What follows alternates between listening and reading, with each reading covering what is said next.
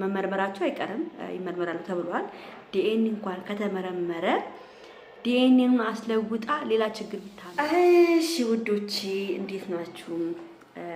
እንግዲህ ረመዳን አልቋል። እህቶቻችን እረፍታችሁ ደርሷል። ለነገሩ አንዳንድ ቤትም እኮ ረመዳን ሳይኖርም እንደ ረመዳን እንደ ድግስ የሚሰራበት ቤትም አለ። አንድ አይነት የሆነ ቤት ማለት ነው።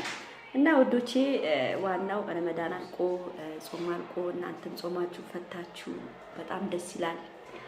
እንኳን አደረሳችሁ አሁንም እያልኩ ነው። ወደ ነገራችን ስንገባ እንኳን አደረሳችሁ እህቶቼ፣ ወንድሞቼ፣ ሙስሊም እንዳለ ውድ ቤተሰቦቼ ማለት ነው። እንኳን አደረሳችሁ አሁንም ላለው እና ውዶቼ ዛሬ ወደ ነገራችን ስንመጣ በጣም ብዙ ልጆች ኮሜንታችሁን ስላየው ስለ ኮሜንታችሁና ስለ አንዳንድ ነገሮች የሰማሁትን ምናምን አንዳንድ ነገሮች ነግራችኋለሁ ማለት ነው።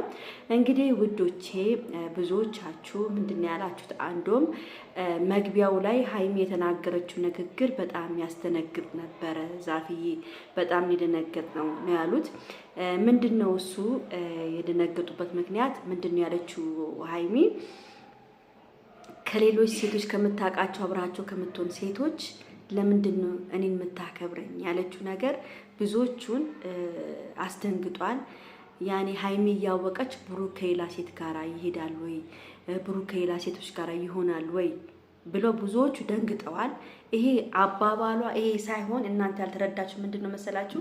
እሱን ለማናደድ ስለፈለገች ያው ሁለት ሴቶች ስለመጡ እነሱ ለመናገር ፈልጋ ነው እንጂ ሌላ ብዙ ሴቶች ብሩኬ በጣም ብዙ ሴቶች እንደሚያውቅ አድርጋ ያለበት። ግን ብዙዎቻችሁ የተረዳችሁት አንተ እንደምታውቃቸው ሴቶች ስትል በጣም ብዙ ሴት ብሩኬ እንደሚያሳድድ አድርጋችሁ አንዳንዶቻችሁ አስባችኋል። እንደዛ ማለት አስብ አይደለም። በሁለተኛ ደረጃ ደግሞ እቺ ልጅ ነገ ተነጎዳ ደግሞ የወለደችዋ ሌላ ሀሳብና ሌላ ነገር ይዛ ትመጣለች። በጣም እያስፈራን ነው። እንትኑንስ ቢለወጥስ ይሄ ዲኤንኤ እንኳን ቢመረመሩ መመርመራቸው አይቀርም ይመርመራሉ ተብሏል። ዲኤንኤ እንኳን ከተመረመረ ዲኤንኤውን አስለውጣ ሌላ ችግር ብታመጣስ ብላችኋል። ዲኤንኤን ሲመረመር አሁንም ይሄን ቪዲዮ በደንብ አድርጋችሁ ላይክ፣ ሼር፣ ሰብስክራይብ አድርጉ። ላይክ እያደረጋችሁ ብሩክ እንዲደርስ ፈልጋለሁ። ዲኤንኤን ሲመረመር እሷ የፈለገችበት ሆስፒታል መሆን የለበት ብሩኬ የሚፈልገው ሆስፒታል ወይም በብሩኬ ጎንም ሳይድ ሳይዝ በዚችም ጎን ሳይድ ሳይዝ በመሃላቸው የብሩኬ እና የሷ ሆነው ዲኤንኤኑን እንዲመሩት ማድረግ ነው። ዲኤንኤም ለምን እንዳይለወጥ ለምን ሌላ ነገር ለመፈለግ ስትል ሌላ ጣጣው ብሩኬን ለማስገባው ስለመፈልግ ዲኤንኤኑን ሊያስለውጡት ይችላሉ። ገብቷቸዋል። ስለዚህ የሀይሚና የብሩኬን ህይወት ለማበላሸት የተዘጋጁ ብዙ ሰዎች ስላሉ ዲኤንኤኑን ሰው በእነሱ መሀል ገብቶ ሰው ነው ማስተካከል ያለበት፣ በእሷ መሀል በብሩኬ መሀል ያሉ ሰዎች ማለት ነው። ስለዚህ ሀይሚዬ የሚያስፈራን ነገር ይሄ ነገር ነው። እኔ የሚያስፈራኝ ነገር ይሄ ነገር ነው።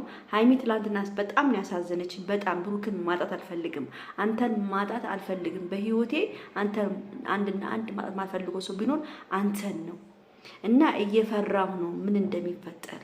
ደግሞ ልጅቷ ሴት ነች፣ የወለደችዋ ሴት ነች ስትል እንዴት አንጀቴን እንደበላችኝ ቤተሰብ እንዴት አንጀቴን እንደበላችኝ። ሀይሚ ደግሞ የወለደችዋ እኮ ሴት ነች አለች። እና ሴትም ይሁን ወንድም ሀይሚዬ ምንም ማሰብ የለብሽም። አንቺ የሚሆን ነገር ይሆናል። እነሱም ሴራ እያጠነሰሱ እንደሆነ ሀይሚ አንቺ መረዳት አለብሽ። እኔ ካሁን የምናገረው ሀይሚን ነው። አንቺ መረዳት አለብሽ። ማንም መቶ አፉን ቢከፍት ማንም መቶ ነው ቢባል አንቺ መጀመሪያ ሳታጣሪ ሀይሚ አንድ ነገር ብሩክ እንዳትናገሪው። መጣላት የለባችሁም። መጀመሪያ አጣርተሽ ሁሉ ነገር እውነት ከሆነ ሁሉም የራሱን ህይወት ይመራል። ይሄ ነገር ደግሞ ውሸት ከሆነ ደግሞ ህይወታችሁን ትመራላችሁ።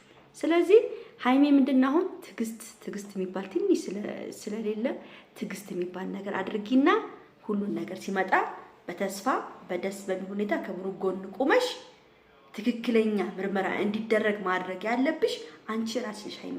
እንደውም አንቺ ነሽ ትክክለኛውን በቃ ብለሻል። አንቺም እኮ ባንንም ብለሻል። ምርመራው ምናምን ሲደረግ አንቺ አሁን ደግሞ አንቺ መኖር አለብሽ እዛ ቦታ ላይ አንቺ መኖር ስላለብሽ ሲመረመሩ ሁሉን ነገር አንቺ መኖር አለብሽ። እና ቤተሰቦቼ ትላንትና እንግዲህ እኔ በጣም ደስ ያለኝ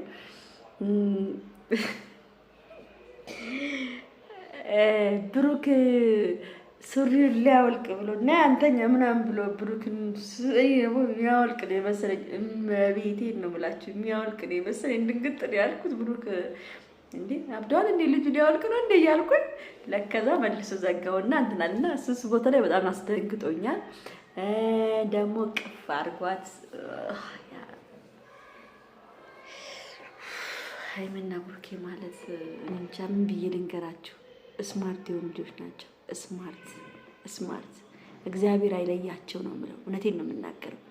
ለሰው ጥሩ የምታስቡ ከሆነ ለሰው ውስጣችሁ ጥሩ ከሆነ እግዚአብሔር ሁሌም ይረዳችኋል። ሃይሚና ብሩኬ በጣም እኔ ሳስባቸው ውስጣቸው የዋህ